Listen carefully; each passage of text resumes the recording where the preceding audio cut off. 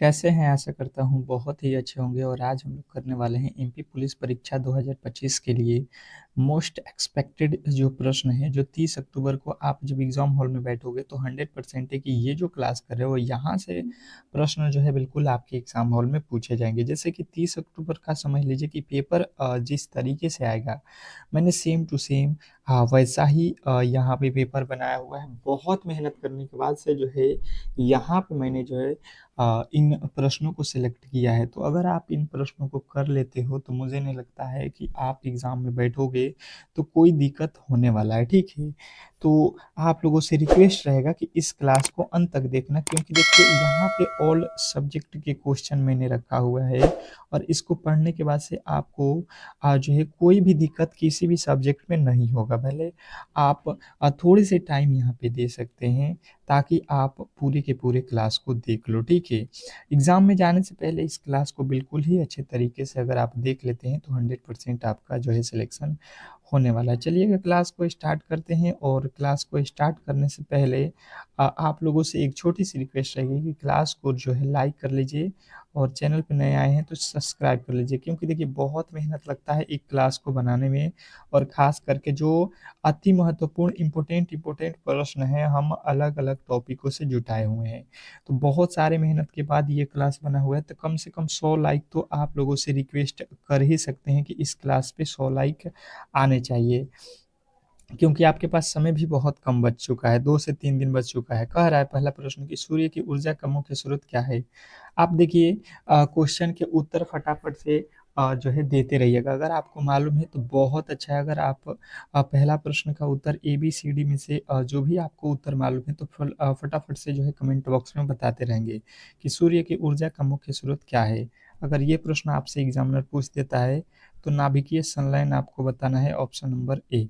Option number A यदि आपने बताया है तो बिल्कुल राइट उत्तर है। नेक्स्ट प्रश्न, अगला प्रश्न आपके सामने है और अगला प्रश्न कह रहा है यहाँ पे कि मनुष्य के शरीर में सबसे जो है बड़ी ग्रंथि कौन-सी है? मनुष्य के शरीर में सबसे बड़ी ग्रंथि कौन-सी है? क्वेश्चन आपके सामने जो है दूसरा है। जवाब आपके फटाफट से आना चाहिए कि मनुष्य के शरीर में सबसे बड़ी हड्डी कौन-सी है? तो जिन्होंने बताया है यकृत, उन्होंने भी बिल्कुल राइट उत्तर बताया है। मनुष्य में सबसे बड़ी ग्रंथि अगर पूछ दे तो आपको यकृत बताना है, ऑप्शन नंबर सी जो है आपके बिल्कुल राइट उत्तर है। नेक्स्ट प्रश्न देखेंगे आप लोगों के सामने आ चुका है, रक्त में ऑक्सीजन का परिवहन कौन करता है? रक्त में ऑक्सीजन का परिवहन कौन करता है? Question number 3। क्वेश्चन नंबर तीसरे का राइट उत्तर बताने की कोशिश करेंगे फटाफट से। फटाफट से बताएँगे, अगर आपको मालूम है, तो फटाफट से उत्तर दीजिए, अगर नहीं मालूम है तो अच्छे तरीके से इन प्रश्नों को आपको जो है याद करना है, ठीक है? अगर आप एक बार देख लोगे तो बिल्कुल आप ऑप्शन जब आपके सामने आएगा 30 अक्टूबर को, तो आप आसानी से इन प्रश्नों को लगा दोगे, ठीक है? तो हीमोग्लोबिन जो है अगर आपने बताया है तो बिल्कुल राइट उत्तर है। नेक्स्ट प्रश्न कह रहा है यहाँ पे कि पौधों में प्रकाश का संश्लेषण के लिए कौन-सी गैस आवश्यक होती है? पौधों में प्रकाश संश्लेषण के लिए कौन-सी गैस जो है आवश्यक होती है? क्वेश्चन नंबर चौथा में पूछा गया है, बताने की कोशिश करेंगे सभी लोग। तो जिन्होंने बताया है कार्बन डाइऑक्साइड, उनके बिल्कुल राइट उत्तर हो जाएगा option number B. Option number B जिन्होंने भी बताया है उनके बिल्कुल राइट उत्तर है। नेक्स्ट प्रश्न कह रहा है यहाँ पे विद्युत धारा का एसआई मात्रक क्या है? विद्युत धारा का एसआई मात्रक क्या है? Question number 5। 5वें नंबर प्रश्न का राइट उत्तर मुझे लगता है कि सभी लोग बताएँगे। एम्पियर जो है बिल्कुल राइट उत्तर हो जाएगा। ये तो बहुत ज़्यादा इम्पोर्टेंट प्रश्न था। न्यूटन का तीसरा नियम किससे संबंधित है? स्टार लगाएँगे, न्यूटन के गति के जो नियम है, आपको तीनों ही मालूम होना चाहिए, ठीक है? क्योंकि इससे एक प्रश्न बिल्कुल ही दिया जाता है साइंस में। तो न्यूटन के गति के तीसरे नियम का बात किया जाए तो जिन्होंने बताया है क्रिया प्रतिक्रिया, मतलब जैसा आप कार्य करोगे उसके अपोजिट ही कार्य होता है, ठीक है? नेक्स्ट देखिएगा आप लोगों के सामने है, कर आपका अगला प्रश्न कि रासायनिक प्रतीक Na किस तत्व का है? Na जो है किसका जो है किस तत्व का जो है संकेत है, ये आप लोगों से पूछा गया है, बताएँगे? तो तो देखिए Na जो होता है ये तो सोडियम है, सभी लोगों को मालूम है। ऑप्शन नंबर जो है आपका बी वाले जो भी मेरे दोस्त हैं उनके बिल्कुल राइट उत्तर है। नेक्स्ट प्रश्न कह रहा है कि प्रकाश की गति लगभग होती है, जो प्रकाश की गति है वो कितनी है, ये आप लोगों से पूछ लिया है क्वेश्चन नंबर 9। फटाफट से आप लोग के जवाब यहाँ पे आने चाहिए। क्वेश्चन नंबर 9 पे आ चुके हैं कि प्रकाश की गति लगभग होती है, कितनी होती है?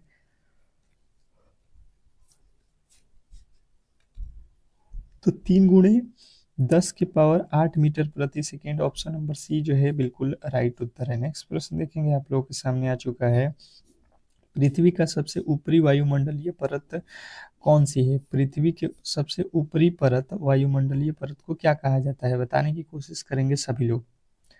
पृथ्वी का सबसे जो ऊपरी वायुमंडलीय परत है उसको हम लोग क्या बोलते हैं? तो जिनने बताया यहाँ पे exosphere, exosphere option number D बिल्कुल राइट उत्तर है। नेक्स्ट प्रश्न की ओर चलेंगे और अगला प्रश्न आपके सामने पूछा जा रहा है कि किसी वस्तु का जड़त्व किस पर निर्भर करता है? किसी वस्तु का जड़त्व किस पर निर्भर करता है? क्वेश्चन नंबर आपके सामने 11, 11वें नंबर प्रश्न के जो राइट उत्तर है फटाफट से आप लोग बताओगे कि ए होगा कि बी होगा कि सी होगा कि डी होगा। क्या लगता है आपको कि किसी वस्तु का जो है जड़त्व किस पर निर्भर करता है? अगर ये प्रश्न आपसे एग्जामिनर पूछ देता है तो आपको बताना है द्रव्यमान पर निर्भर करता है, यानी ऑप्शन नंबर बी जो है आपका बिल्कुल राइट उत्तर हो जाएगा। नेक्स्ट प्रश्न देखेंगे आप लोगों के सामने आ चुका है। आपका अगला प्रश्न कह रहा है कि विद्युत बल्ब में टंगस्टन का उपयोग क्यों किया जाता है? विद्युत बल्ब में टंगस्टन का उपयोग क्यों किया जाता है? क्वेश्चन नंबर आपके 12, 12वें नंबर प्रश्न के जो राइट उत्तर है फटाफट से आप लोगों को बताना है।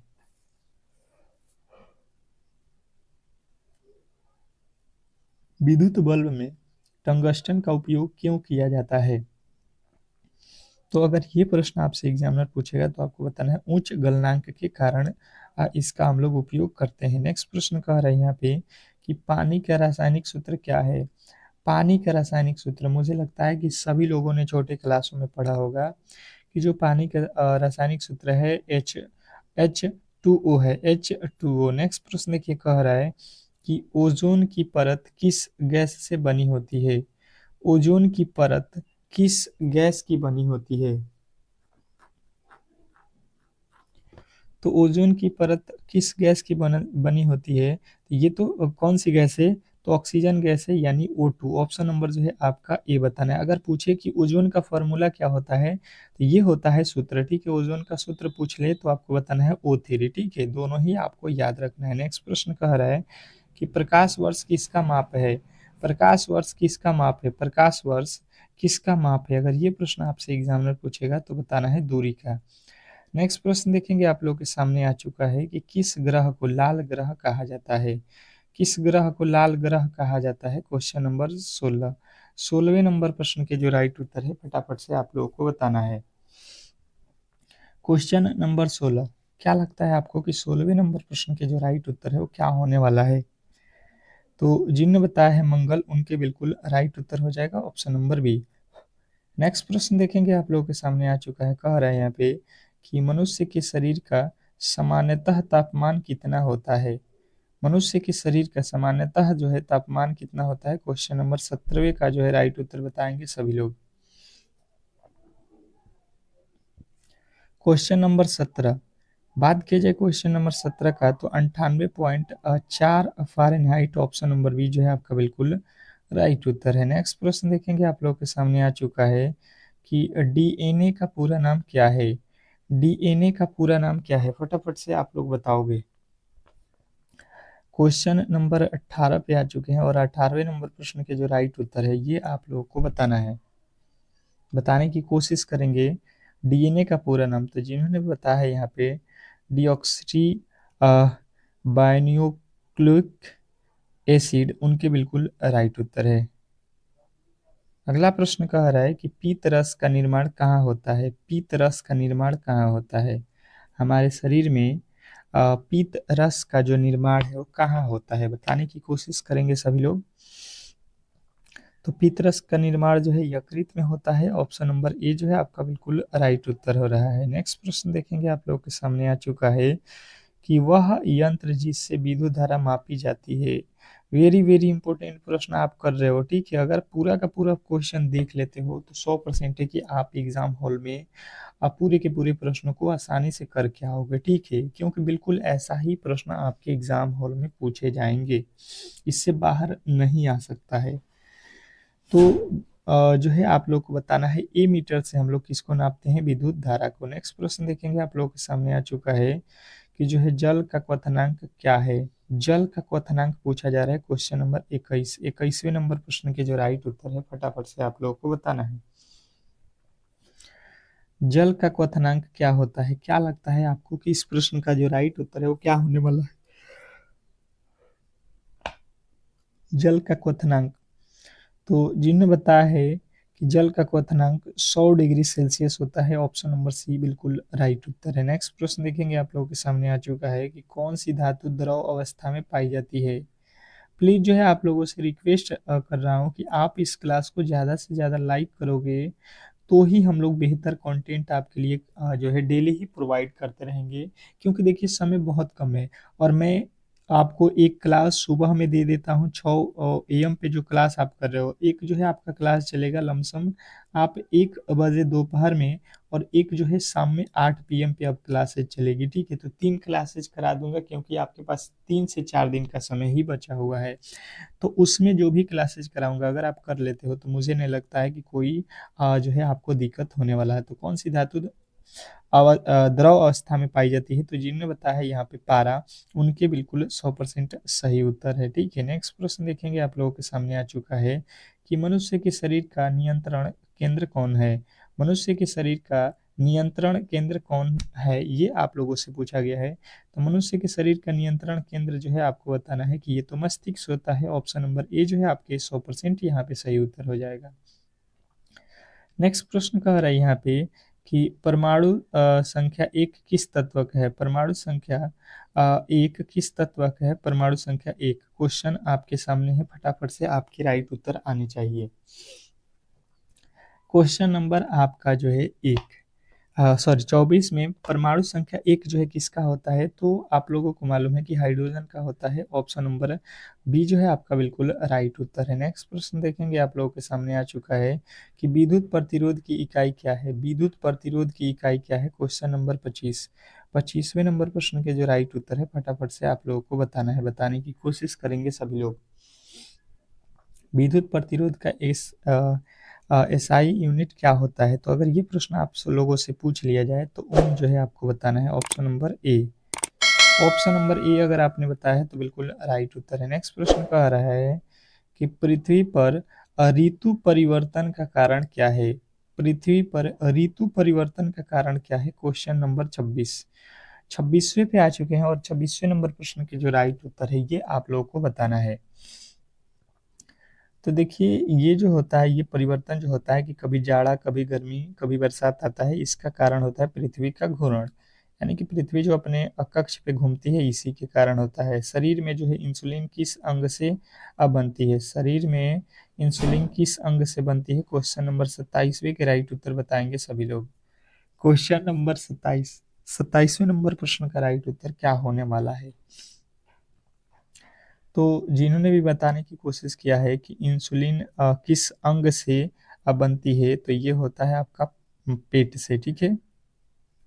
नेक्स्ट प्रश्न देखेंगे, आप लोगों के सामने आ चुका है कि जो है रेशम किससे प्राप्त होता है। रेशम किससे प्राप्त होता है, जो रेशम होता है वो किससे प्राप्त होता है, क्वेश्चन आपके सामने है 28, 28वें नंबर प्रश्न का राइट उत्तर हो जाएगा रेशम कीट से। रेशम के जो बनाने के कला होता है वो रेशम कीट से बनते हैं, ठीक है। ऑप्शन नंबर बी जो है आपके बिल्कुल राइट उत्तर है। नेक्स्ट प्रश्न देखिएगा आप लोगों के सामने कि शुष्क बर्फ किस गैस से बनती है। शुष्क बर्फ किस गैस से बनती है, क्वेश्चन नंबर आपके 29, 29वें नंबर प्रश्न का जो राइट उत्तर है फटाफट से आप लोग के आने चाहिए। शुष्क बर्फ किस गैस से बनती है, अगर क्वेश्चन नंबर 29वें की बात किया जाए तो जिन्होंने भी बताया है यहाँ पे CO2 यानी कार्बन डाइऑक्साइड से, ऑप्शन नंबर जो है आपका ये बिल्कुल राइट उत्तर है। नेक्स्ट प्रश्न देखेंगे, आपके सामने आ चुका है कि मानव शरीर में कुल कितनी हड्डियां होती हैं। मानव शरीर में कुल कितनी हड्डियां होती हैं, क्वेश्चन नंबर 30, 30वें नंबर प्रश्न के जो राइट उत्तर है ये आप लोगों को बताना है, बताने की कोशिश करेंगे सभी लोग कि इस प्रश्न का जो राइट उत्तर है वो क्या होने वाला है। मानव शरीर में कुल कितनी जो है हड्डियां होती हैं, तो मुझे नहीं लगता है कि गलती की गुंजाइश किसी भी एंगल से होने वाला है, 206। नेक्स्ट प्रश्न कह रहा है कि विटामिन डी की कमी से कौन सी जो है बीमारी होती है, विटामिन डी की कमी से कौन सी बीमारी होती है।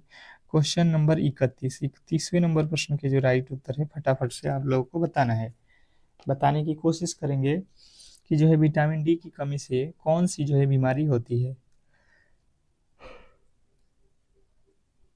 तो जिन्होंने बताया है रिकेट्स, उनके बिल्कुल राइट उत्तर हो जाएगा ऑप्शन नंबर सी।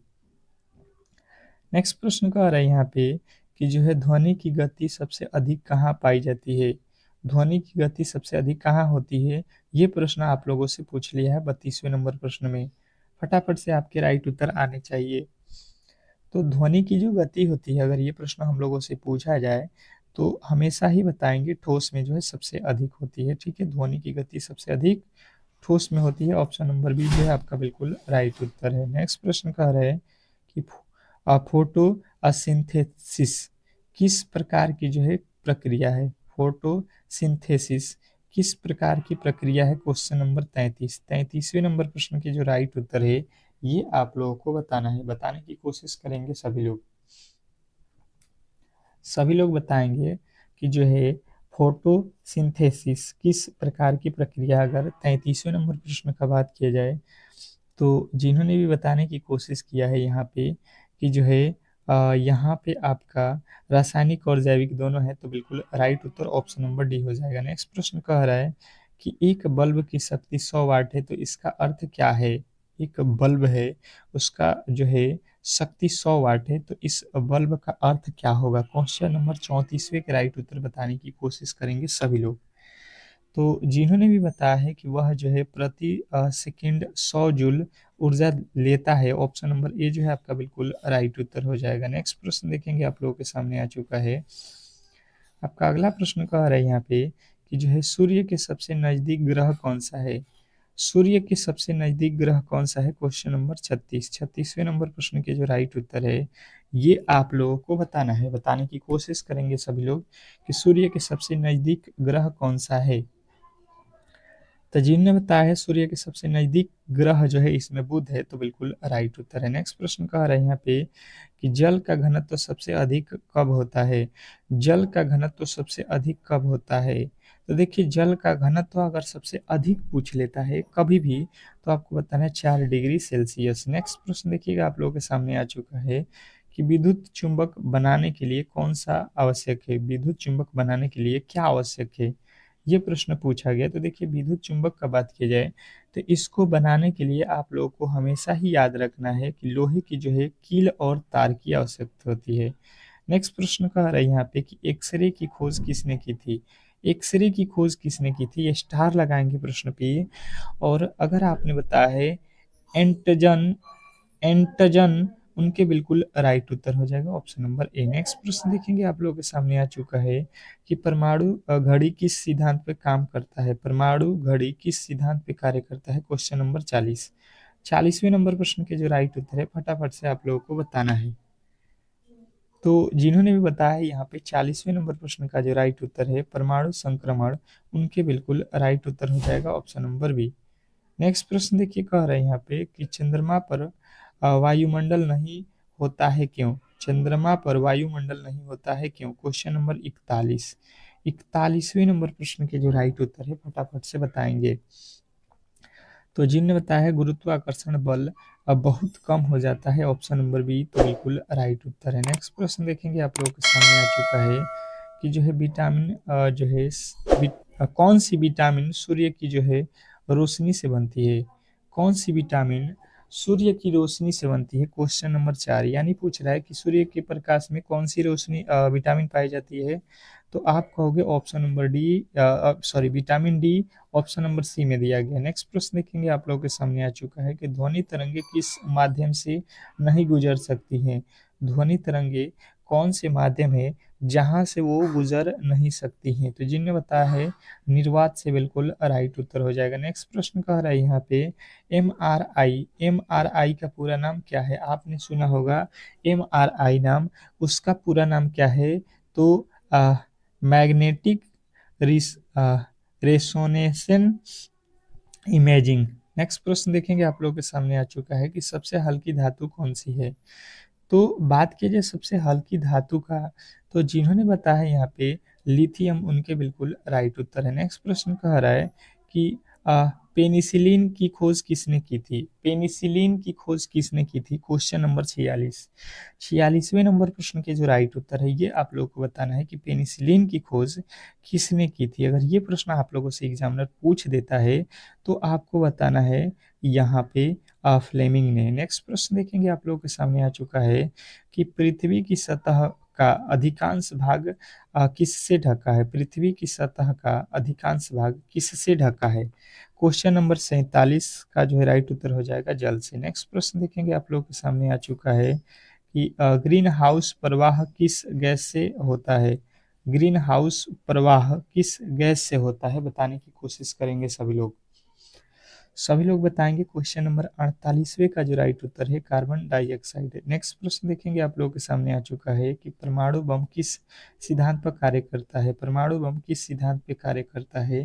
क्वेश्चन नंबर आपके 49 तो जिन्हें बताया नाभिकीय विखंडन, उनके बिल्कुल राइट उत्तर है। नेक्स्ट प्रश्न कह रहा है यहाँ पे कि ध्रुव ध्रुव तारा किस दिशा में दिखता है? ध्रुव तारा किस दिशा में दिखाई देता है? अगर ये प्रश्न आपसे पूछा जाए तो आप लोगों को बताना है यहाँ पे जो है आपका ध्रुव तारा जो होता है उत्तर, यानी ऑप्शन नंबर सी जो है आपको याद रखना है। अब देखिए यहाँ पे रीजनिंग के प्रश्न आ चुके हैं। कह रहे हैं यहाँ पे कि 5 मित्र यहाँ पे दिए गए हैं और कह रहा है कि पी जो है क्यू से बड़ा है और जो है आपका आर जो है पी से बड़ा है तथा एस जो है आर से छोटा है, टी जो है आर से बड़ा है। तो बीच में कौन है? बीच में कौन है ये हम लोगों से पूछा जा रहा है। तो देखिए सिंपल सा लॉजिक है, अगर हम समझने की कोशिश करेंगे तो कह रहा है कि पी जो है क्यू से बड़ा है। अगर आप देखोगे तो यहाँ पे क्यू हो गया, तो क्यू से बड़ा कौन हो जाएगा? आपका पी हो जाएगा। ठीक है, मान लीजिए ये पी हो गया। कह रहा है और आर जो है पी से बड़ा है। आर कौन है? पी से बड़ा, तो पी से बड़ा जो है आर हो जाएगा, ये बड़ा हो गया आर। उसके बाद से कह रहा है तथा एस जो है आर से छोटा है। एस कौन है? आर से छोटा है। कह रहा है यहाँ पे कि जो है एस जो है आर से छोटा है। ठीक है, एस आर से छोटा है, तो आर से छोटा कौन हो जाएगा यहाँ पे? एस, यानी कि एस यहाँ पे रहेगा। उसके बाद से देखिए यहाँ पे कह रहा है टी जो है आर से बड़ा है। टी कौन है? आर से बड़ा।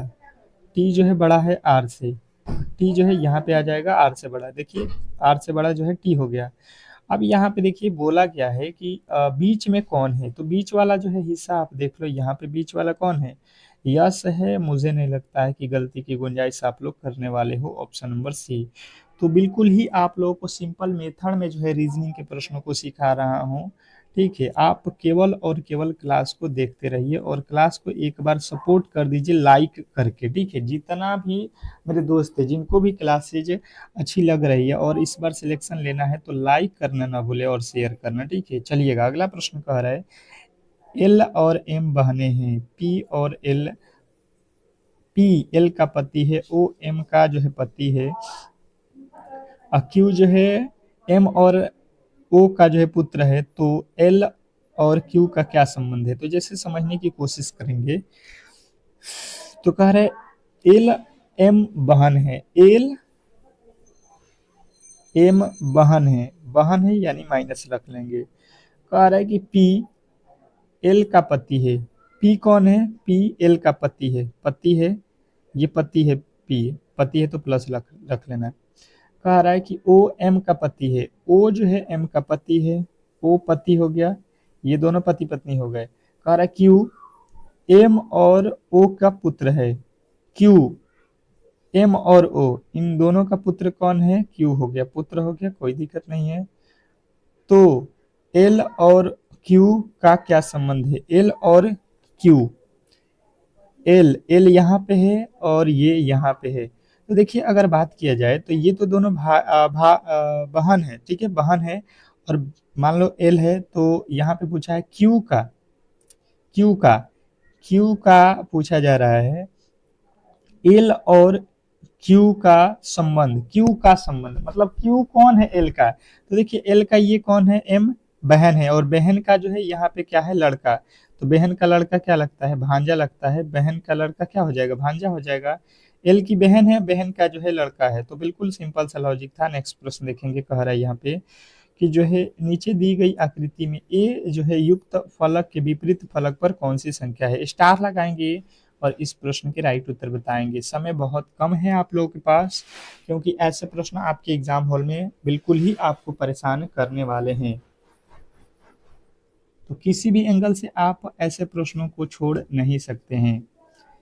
तो बात किया जाए इस प्रश्न की, तो सबसे पहले देखिए ये जो बाहर वाला हिस्सा है, ये बाहर वाले का अपोजिट होता है। मतलब कोई पूछेगा बी का अपोजिट, तो हम बताएंगे एफ। अब देखिए जो होता है ये बीच वाला हिस्सा, उसका देखिए जैसे अगर ए है तो ए का जो है जो पास में है वो छोड़ के ही अपोजिट होता है, तो ए का अपोजिट हो जाएगा जी। ए का अपोजिट जी, जो सटा हुआ है वो कभी भी अपोजिट नहीं हो सकता। अब सी का अपोजिट कौन हो जाएगा, एन।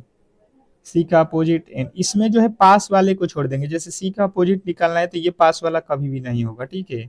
हमसे पूछा गया था ए का अपोजिट, ए का अपोजिट हम बता देंगे हमेशा ही यहाँ पे जी। नेक्स्ट प्रश्न की ओर चलेंगे और अगला प्रश्न कह रहा है यहाँ पे कि निम्नलिखित में से कितने वर्ग हैं, वर्गों की संख्या काउंट करेंगे, बताने की कोशिश करेंगे सभी लोग। अब ये प्रश्न में तो गलती नहीं होनी चाहिए, क्योंकि वर्ग तो आप बिल्कुल आसानी वे में काउंट कर सकते हो अगर आप बेहतरीन तरीके से इस प्रश्न के राइट उत्तर बताने की कोशिश करोगे। तो जैसे अगर समझने की कोशिश करेंगे तो हम क्या कर सकते हैं कि जो है अगर आप देखोगे तो एक वर्ग यहाँ पे है, उसके बाद वाला एक वर्ग यानी कि दो, यहाँ पे भी दो और यहाँ पे भी दो और यहाँ पे भी दो। एक मिनट, यहाँ पे बड़ा वाला तीनों ही गिन लेते हैं, ठीक है। देखिए एक, दो और ये वाला देखेंगे तो तीन, तीन हो जाएगा, तीन हो जाएगा, तीन हो जाएगा और तीन हो जाएगा, ठीक है। तीन तीन हो गया। इसके अलावा भी इसमें हो जाएगा आपका ये वाला, ये एक जो है बड़ा वाला हो जाएगा। तो यहाँ पे एक ठो और आ जाएगा, तो तीन तीन छः, तीन नौ, तीन बारह, यानी 12 और एक जोड़ देंगे तो ये हमें मिल जाएगा 13, जो कि ऑप्शन नंबर बी में दिया गया है। तो बी जो है इस प्रश्न के 100% सही उत्तर है। नेक्स्ट प्रश्न देखेंगे आप लोगों के सामने कि निम्नलिखित विकल्पों में से विषम को जो है चुनिए। निम्नलिखित विकल्पों में से विषम को चुनना है। क्वेश्चन नंबर 13 के जो है राइट उत्तर फटाफट से आप लोगों को बताना है, बताने की कोशिश करेंगे सभी लोग। इस प्रश्न के जो राइट उत्तर है वो क्या होने वाला है, इस प्रश्न का जो राइट उत्तर है वो क्या होने वाला है। प्रश्न बहुत ज्यादा इंपॉर्टेंट है और कहीं ना कहीं आपके एग्जाम हॉल में ये आने वाला है, ये आप नोट कर लीजिएगा, ठीक है। तो अगर हम देखेंगे तो यहाँ पे क्या कर सकते हैं, इसमें देखेंगे सबसे पहले क्या ये किसी संख्या के वर्ग हैं, किसी संख्या के वर्ग हैं या क्यूब हैं। ये दो लॉजिक सबसे पहले लगाते हैं, वर्ग क्यू वाला ये नहीं होगा, ठीक है, वर्ग क्यू वाला लॉजिक नहीं है। दूसरा ये देखते हैं सम विषम का, तो देखिए ये तो सम है, ये सम है, ये भी सम है, ये विषम है। जिसमें दो से भाग लग जाए उसको सम बोलते हैं, जिसमें नहीं लगे उसे विषम। तो यहाँ से तो अलग ये हो जाएगा। अच्छा जी, एक और लॉजिक देख लेते हैं। इसके अंकों का योग तो 6 4 10 2 12 हो जाएगा, ठीक है। 8 4 12 2 14 हो जाएगा, ठीक है। यहाँ पे देखिए 6 2 8 2 10 हो गया। यहाँ पे देखिए 9 3 12 1 13 हो गया। तो देखिएगा अगर यहाँ से भी, तो ये तीनों के तीनों सम संख्या, बल्कि ये वाला विषम हो जाएगा। तो ऑप्शन नंबर डी जो है इस तरीके से भी आप लोगों का अलग हो जाएगा। नेक्स्ट प्रश्न कह रहा है कि नीचे दिए गए विकल्पों में से संबंधित शब्द को जो है चुनिए। नीचे दिए गए विकल्पों में से संबंधित शब्द का चुनना है। जैसे कि आप लोगों को यहाँ पे दिया गया है कि लाभ को जो है हानि कह रहा है, तो दुख को जो है क्या कहा जाएगा। यहाँ पे 10 सेकंड का समय है। मुझे नहीं लगता है कि अब तक जो है आप लोगों से ये प्रश्न न बना हो, ठीक है। देखते ही बन गया होगा कि लाभ को जो है यहाँ पे हानि लिख रहा है, मतलब विलोम शब्द लिखा हुआ है, अपोजिट लिखा हुआ है, विलोम लिखा हुआ है यानी अपोजिट। और दुख जो है, दुख इसका अपोजिट हमें बता देना है। तो मुझे नहीं लगता है कि अगर कोई भी यहाँ पे देख रहा है वो सुख नहीं करने वाला है।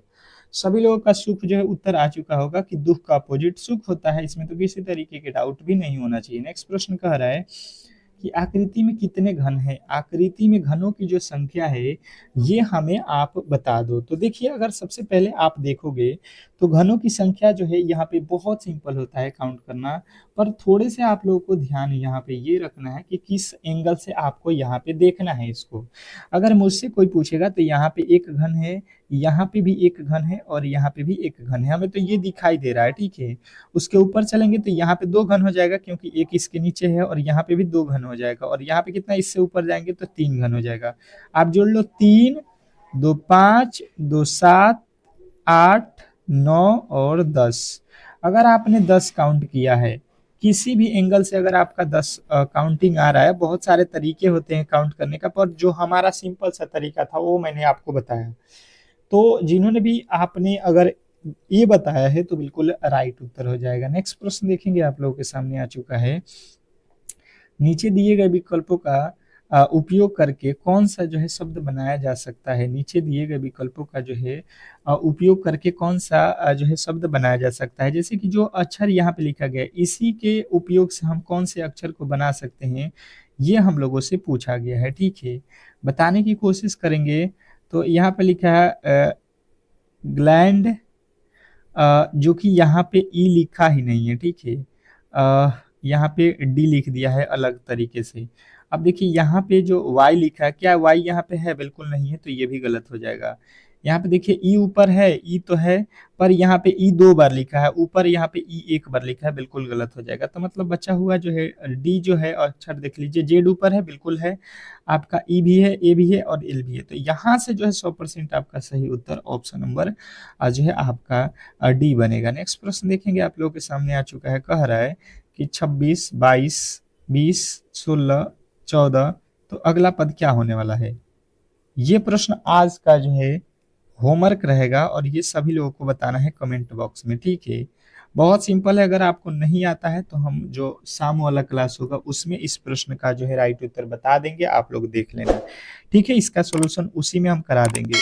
तो चलिएगा आज के क्लास को यहीं पे समाप्त करेंगे। अगर आपको ये क्लासेज अच्छा लगा है तो बिल्कुल आप इस क्लास को लाइक करके चैनल को हमारे सब्सक्राइब कर लीजिए, ताकि ये क्लासेज हम डेली ही आपको कराएंगे जब तक आपके एग्जाम समाप्त नहीं हो जाता है, ठीक है। मिलते हैं नेक्स्ट क्लास में, तब तक के लिए धन्यवाद।